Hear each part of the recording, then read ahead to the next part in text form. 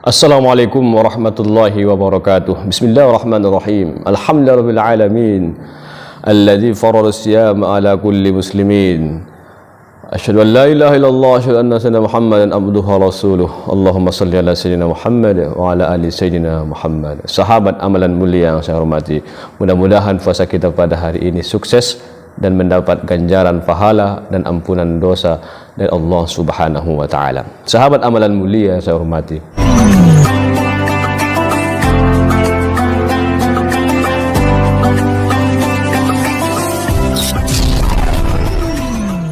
bulan Ramadan adalah bulan permulaan diturunkan Al-Quran. Al-Quran adalah firman Allah Subhanahu wa taala, untaian ucapan dari Allah yang maha berkuasa. Rasulullah sallallahu alaihi wasallam bersabda, "Fa'lul Qur'ani ala sa'iril kalam, ka fa'lir Rahman ala sa'ir khalqihi." Kelebihan Al-Quran terhadap perkataan dan ucapan-ucapan lainnya seperti keutamaan dan keunggulan Allah atas seluruh makhluk-makhluknya. Dan di bulan Ramadan inilah Al-Quran itu pertama kali diturunkan kepada baginda Rasul sallallahu alaihi wasallam. Maka sangat patut dan sangat besar keutamaan membaca Al-Quran di bulan suci Ramadan ini, karena langsung dengan bulan dan waktu dan saat historisnya Al-Quran diturunkan ke muka bumi ini.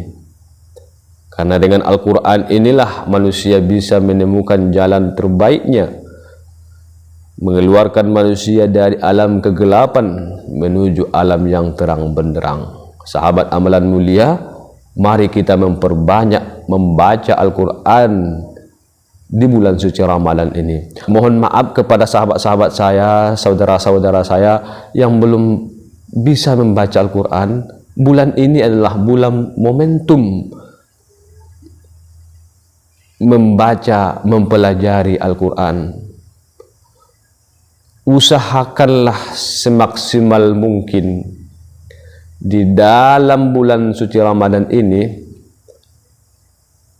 minimalnya 80% dari ketidaktahuan kita tentang Al-Quran bisa kita penuhi di bulan Ramadan ini. Ada usaha memperbaiki diri, ada usaha untuk memperbaiki bacaan Al-Quran kita. Pahala membaca Al-Quran itu sangat luar biasa. Satu huruf kita membaca Al-Quran pahalanya 10.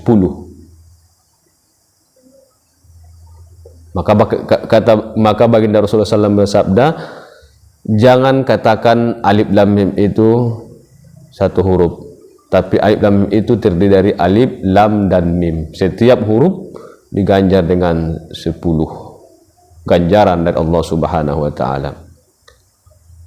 Rasulullah sallallahu alaihi wasallam bersabda, contoh perumpamaan seorang mukmin yang membaca Al-Quran bagaikan jeruk, baunya harum dan rasanya lezat. Dan contoh seorang mukmin yang tidak membaca Al-Quran bagaikan buah kurma, rasanya lezat tapi baunya tidak ada. Dan contoh seorang yang fajir, pendosa yang membaca Al-Quran bagaikan bunga, baunya harum dan rasanya pahit. Dan contoh seorang fajir, pendosa yang tidak membaca Al-Quran bagaikan hanzalah, rasanya pahit dan tidak ada baunya. Dan contoh teman yang baik itu bagaikan orang yang membawa kasturi. Jika Anda tidak diberi misknya, Anda dapat merasakan baunya. Dan contoh perumpamaan kawan yang busuk bagaikan tukang pandai besi. Jika Anda tidak terkena pelitikan apinya, tentu akan terkena asapnya. Al-Quran adalah teman yang baik. Orang mukmin, orang muslim yang membaca Al-Quran bagaikan jeruk yang harum baunya dan manis rasanya. Jangan menjadi rasanya enak tetapi tidak ada baunya. Rasa enak, bau enak, itulah seorang mukmin yang membaca Al-Quran.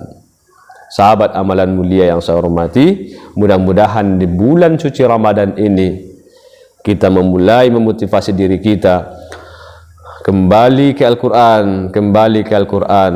membaca Al-Quran, karena Al-Quran itu adalah sahabat yang sangat baik. Iqra'ul Quran fa innahu ya'ti yaumal qiyamah syafi'an li ashabih.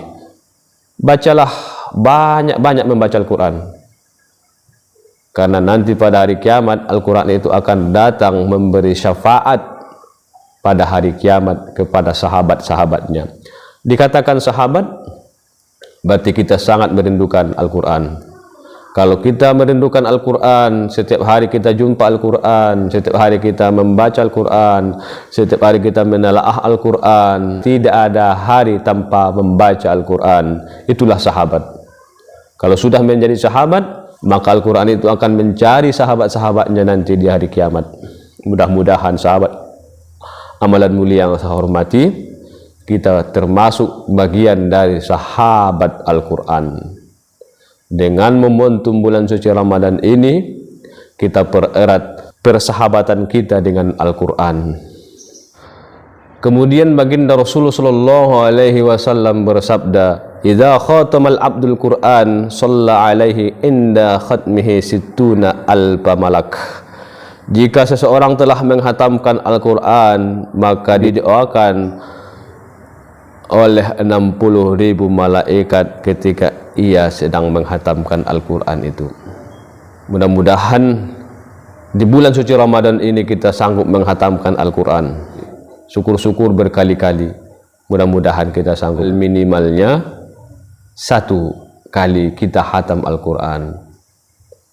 Mudah-mudahan video singkat ini bermanfaat. Mohon maaf atas segala kekurangan dan kehilafan.